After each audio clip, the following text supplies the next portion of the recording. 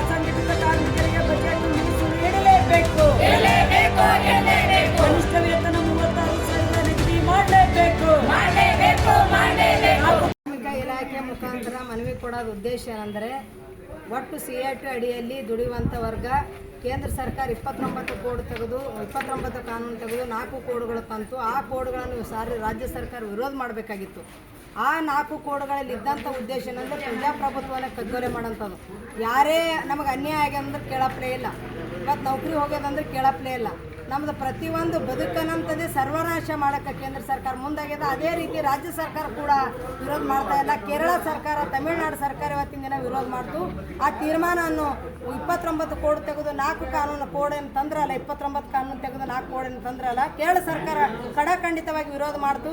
ಅಸೆಂಬ್ಲಿಯಲ್ಲಿ ವಿರೋಧ ಮಾಡಿ ಅದು ವಾಪಸ್ ಆಗ್ತು. ಆದರೆ ಕರ್ನಾಟಕ ಸರ್ಕಾರ ವಾಪಸ್ ಮಾಡಲಿಲ್ಲ, ತೀವ್ರಗತಿಯಲ್ಲಿ ಇವತ್ತು ಜಾರಿ ಮಾಡಿಕೊಂಡ್ರ. ಅದನ್ನು ವಿರೋಧಿಸಿ ಆ ಕಾರ್ಮಿಕರು ಉಳಿಬೇಕು, ಕಾರ್ಮಿಕರ ಹಕ್ಕುಗಳು ಉಳಿಬೇಕು, 36,000 ರೂಪಾಯಿ ಕನಿಷ್ಠ ಕೂಲಿ ಸಿಗಬೇಕು, ಸಂರಕ್ಷಣೆ ಸಿಗಬೇಕು ಅಂತೇಳಿ ಇವತ್ತಿನ ದಿನ ನಾವು DLC ಮುಖಾಂತರ ಇವತ್ತಿನ ದಿನ ಕರ್ನಾಟಕ ತುಂಬ ಮನವಿ ಕೊಂಡೋಗುತ್ತಿದ್ದೆವು. ಇದು ಕೇವಲ ಸಾಂಕೇತಿಕ.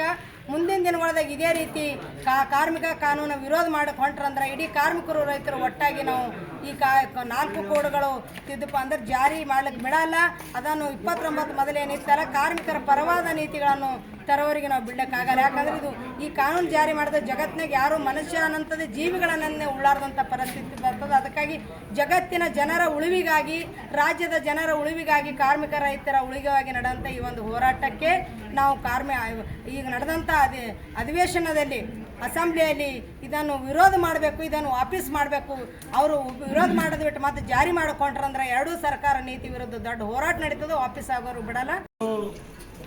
ಮನವಿ ಪತ್ರದ ಕೊಡ್ತಕ್ಕಂಥ ಈ ಒಂದು ಸಂದರ್ಭದಲ್ಲಿ ನಾವು ಇವತ್ತು ನಮ್ಮ ಕಾರ್ಮಿಕರ ರಕ್ಷಣೆಗಾಗಿ ಏನಿದ್ದು 29 ಕಾನೂನುಗಳನ್ನು ಪ್ರತಿಯೊಂದು ಉತ್ಪಾದನಾ ವಲಯದಲ್ಲಿರ್ತಕ್ಕಂಥ ಕಾರ್ಮಿಕರ ರಕ್ಷಣೆಗೆ ಸ್ವಾತಂತ್ರ್ಯ ನಂತರ ನಮಗೆ ರಕ್ಷಣೆಗೆ ಇರ್ತಕ್ಕಂಥ ಕಾನೂನುಗಳನ್ನು ಇವತ್ತು ಅವೆಲ್ಲ ನಾಶಪಡಿಸಿ ಇವತ್ತು ಬಂಡವಾಳಶಾಹಿ ಸಾಮ್ರಾಜ್ಯಶಾಹಿ ಪರವಾಗಿ ಇವತ್ತು ಸರ್ಕಾರಗಳು ಇವತ್ತು ಅವು 29 ರಕ್ಷಣಾ ಕಾನೂನುಗಳನ್ನು ರದ್ದುಪಡಿಸಿ ಇವತ್ತು 4 ಕಾರ್ಮಿಕ ಸಂಹಿತೆಗಳನ್ನಾಗಿ ಮಾರ್ಪಾಟು ಮಾಡಿ ಇವತ್ತು ಕಾರ್ಮಿಕ ವರ್ಗಕ್ಕೆ ಮರಣ ಶಾಸನ ಮಾಡಿದ್ದಾರೆ. ಅದಕ್ಕಾಗಿ ಇವತ್ತು ಈ ಒಕ್ಕೂಟ ವ್ಯವಸ್ಥೆಯಲ್ಲಿ ಯಾವುದೇ ಕೇಂದ್ರ ಸರ್ಕಾರ ಇವತ್ತು ತಂದಂಥ ಕಾನೂನು ಮಾರ್ಪಾಡು ಮಾಡಿದಂಥ ಕಾನೂನುಗಳನ್ನು ಇವತ್ತು ರಾಜ್ಯ ಸರ್ಕಾರ ಅದನ್ನು ಒಪ್ಪಬಾರದು.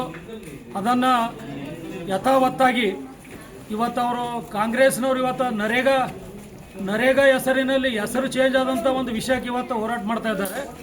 ಅದಕ್ಕೆ ಇವತ್ತು ಈ ಕಾರ್ಮಿಕರ ಭವಿಷ್ಯವನ್ನೇ, ಕಾರ್ಮಿಕರ ಒಂದು ಬುಡವನ್ನೇ ಇವತ್ತು ಕಿತ್ತಕ್ಕಂಥ ಕೆಲಸಕ್ಕೆ ಕೈ ಹಾಕಿದಂಥ ಕೇಂದ್ರ ಸರ್ಕಾರಕ್ಕೆ ಅದಕ್ಕೆ ವಿರೋಧ ಮಾಡ್ತಕ್ಕಂಥ ಕೆಲಸ ಇವತ್ತು ರಾಜ್ಯ ಸರ್ಕಾರ ಮಾಡ್ತಾ ಇಲ್ಲ. ಅದಕ್ಕಾಗಿ ಇವತ್ತಿನ ದಿನ ಈ ಎಲ್ಲ ಕಾರ್ಮಿಕ ಸಂಘಟನೆಗಳು ಇವತ್ತು ಏನು ನಿರ್ಣಯ ತೆಗೆದುಕೊಂಡಿವೆ ಅಂದರೆ, ಇವತ್ತು ನಮ್ಮದು ಆಕ್ಷೇಪಣೆ ಇದೆ. ಯಾವುದೇ ಕಾರಣಕ್ಕೂ ಕೇಂದ್ರ ಸರ್ಕಾರ ತಂದಂಥ ಕಾನೂನುಗಳನ್ನು ಇವತ್ತು ಯಾವುದೇ ಕಾರಣಕ್ಕೂ ನೀವು ಒಪ್ಪಬಾರದು. ಆ ಅಸೆಂಬ್ಲಿಯಲ್ಲಿ ಅಧಿವೇಶನದಲ್ಲಿ ಅವನ್ನು ವಾಪಸ್ ಮಾಡಬೇಕಂತಕ್ಕಂಥ ಒಂದು ನಾವು ಬೇಡಿಕೆಗಳನ್ನು ಇಟ್ಟುಕೊಂಡು ಇವತ್ತು ಈ ಒಂದು DLC ಅವ್ರ ಮುಖಾಂತರ ಇವತ್ತು ನಾವು ಈ ಸಂಘಟನೆಯ ಒಂದು ಮನವಿಗಳನ್ನು ಇವತ್ತು ಸಲ್ಲಿಸ್ತಾ ಇದ್ದೀವಿ. ಈ ಕಾನೂನು ಏನು ತಂದರಲ್ರಿ, ಇಷ್ಟು ತನ ನಮ್ಮೆಲ್ಲ ಮುಖಂಡರು ಮಾತಾಡ್ಯಾರ.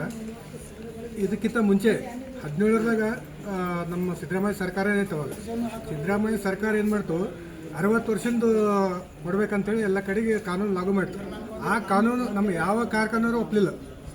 ಅವಾಗೇ ಒಪ್ಪಿಲ್ಲ ಅಂದ್ರೆ ಈಗ ಮುಂಬರುವಂಥ ದಿನಗಳ ಇಂಥ ಕಾನೂನು ತಂದ ಮ್ಯಾಗ ಇವ್ರು ಏನು ಒಪ್ತಾರೆ. ಅದಕ್ಕಾಗಿ ನಾವು ಭಾಳ ಎಲ್ಲ ರೀತಿಯಿಂದ ಹೋರಾಟ ಮಾಡ್ಲಿಕ್ಕೆ ಸಿದ್ಧವಾಗಿವೆ ಅಂತೇಳಿ ನಮ್ಮ CIT ಕಡೆಯಿಂದ. ಕಾರಣ ಇದೆ ರೀ, ನಮ್ಮ 4 ಕೋಡ್ ಕಾನೂನು ತಂದ್ರಲ್ಲ, ಈ ಕಾನೂನು ವಾಪಸ್ ಮಾಡಲೇಬೇಕು. ಇವು ವಾಪಸ್ ಆಗಲಿಲ್ಲ ಅಂದ್ರೆ ನಮ್ಗೆ ಮುಂದೆ ಭಾಳ ತೊಂದರೆಗಳಾಗ್ತಾವೆ ಅಂತೇಳಿ ನಾವು ಈಗಾಗಲೇ ಎಲ್ಲ ಜಿಲ್ಲಾದ್ಯಂತ ತಾಲೂಕಾದ್ಯಂತ ಜಾಗೃತಿ ಮೂಡಿಸೋಂಥ ಕೆಲಸ ಕೂಡ ನಾವು ಮಾಡ್ತಾಯಿದ್ದೀವಿ ರೀ.